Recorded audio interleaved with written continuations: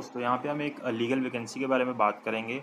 उससे पहले मैं आपसे रिक्वेस्ट करूँगा कि मेरे चैनल को सब्सक्राइब ज़रूर कर दीजिएगा, क्योंकि यहाँ पे हम पढ़ाई से लेकर जॉब की सभी बातें कर रहे हैं, तो यहाँ पे आपको पूरी हेल्प हो रही है, तो आप सब्सक्राइब ज़रूर कर दीजिएगा प्लीज़। अब देखिए हम आते हैं जॉब के ऊपर। ये वैकेंसी जो है ये कहाँ की है? मेघालय हाई कोर्ट की है और लॉ क्लर्क कम लीगल रिसर्च असिस्टेंट की वैकेंसी है ये। ठीक है, आपको यहाँ के लास्ट डेट जो है वो अप्रैल मई 7 है, सॉरी मई 7 है। आपको सेम मई 7 तक अप्लाई करना है। ठीक है, अब यहाँ पे इस कोर्ट के बारे में अगर हम देखें तो ये जो मेघालय हाई कोर्ट है पहले नहीं था, 2013 में इस्टेब्लिश हुआ है। हमारे कॉन्स्टिट्यूशन के अंदर अमेंडमेंट की गई थी और नॉर्थ ईस्टर्न एरियाज एक्ट के अंदर अमेंडमेंट करके इससे पहले गुवाहाटी हाई कोर्ट के अंडर जो है मेघालय का एरिया आता था, गुवाहाटी हाई कोर्ट की जुरिडिक्शन चलती थी उसके ऊपर। उसके बाद अगर हम आगे देखें क्वालिफिकेशन के बारे में, तो आप जो है ये कॉन्ट्रेक्चुअल एग्रीमेंट होगा, मतलब कॉन्ट्रेक्चुअल एंगेजमेंट होगी 2 लोगों की, और ये लॉ क्लर्क होगा फॉर पीरियड ऑफ 1 ईयर। ठीक है, और वही सब है। कोर्ट ऑफ मेघालय के अंदर नंबर ऑफ वैकेंसी देखें तो 2 वैकेंसीज हैं, 2 लोगों के लिए वैकेंसी है। एज लिमिट जो है यहाँ पे क्या है? Maximum age of the candidate age of the 1 January 2021 must not be more than 33 years. 33 साल से बड़ी उम्र नहीं होनी चाहिए।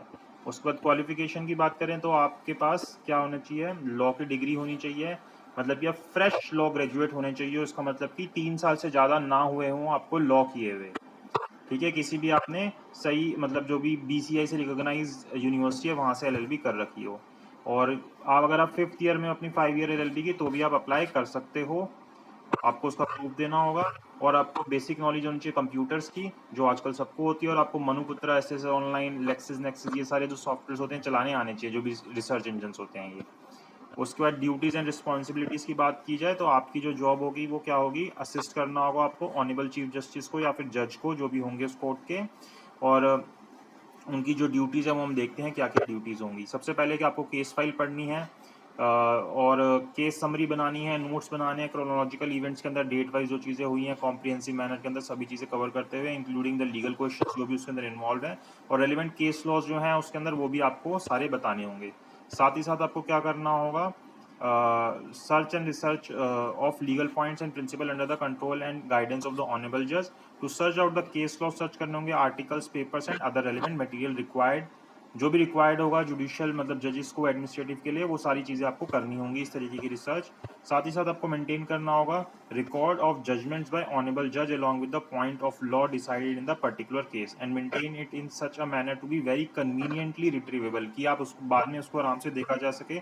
और आपको इस चीज़ों का रिकॉर्ड मेंटेन करना होगा, एक तरीके से एडमिनिस्ट्रेटिव काम होगा ये। टू असिस्ट ऑनरेबल जज in preparing any speech academic, अगर उनकी कोई स्पीच वगैरह होती है उसके अंदर भी आपको हेल्प करनी होगी वो स्पीच बनाने के अंदर उनकी।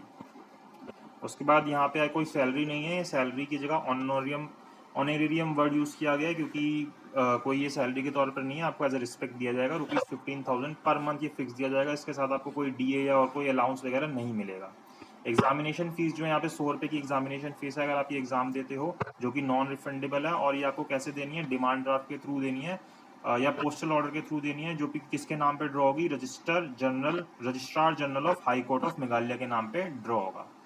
ठीक है, और ये जो एप्लीकेशन है ये 7 मई तक फिल हो जानी चाहिए, उन तक पहुंच जानी चाहिए। और such application shall be payment by the copies of document as innovated in that form, और जो भी चीज़ें लिखी होंगी इसके लिए जो आप मेघालय हाई कोर्ट की वेबसाइट के ऊपर जाओगे वहाँ पे आपको मिल जाएगा। बाकी मैं लिंक डिस्क्रिप्शन में डाल दूंगा। सो इस जॉब के बारे में इतना ही बताना था। अगर आपको ठीक लगता है, आपको इंटरेस्ट है रिसर्च के अंदर, तो आप अपने शुरू के 1 साल के अंदर, अभी अभी आपने अगर LLB कंप्लीट किया तो 1 साल ही कर सकते हो। आपको अच्छा एक्सपीरियंस मिलेगा, आप जजेस के साथ काम करोगे, चीफ जस्टिस के साथ काम करोगे हाई कोर्ट के अंदर, तो आपको काफ़ी चीज़ें क्लियर होंगी और आगे जो भी आप करियर बनाना चाहते हो उसके अंदर भी आपको काफ़ी हेल्प होगी। सो उस हिसाब से अगर आप जॉब अप्लाई करना चाहते हो तो कर सकते हो। बाकी इस वीडियो के लिए इतना ही। अगर वीडियो अच्छी लगी तो लाइक शेयर सब्सक्राइब जरूर कीजिएगा, और बस इतना ही।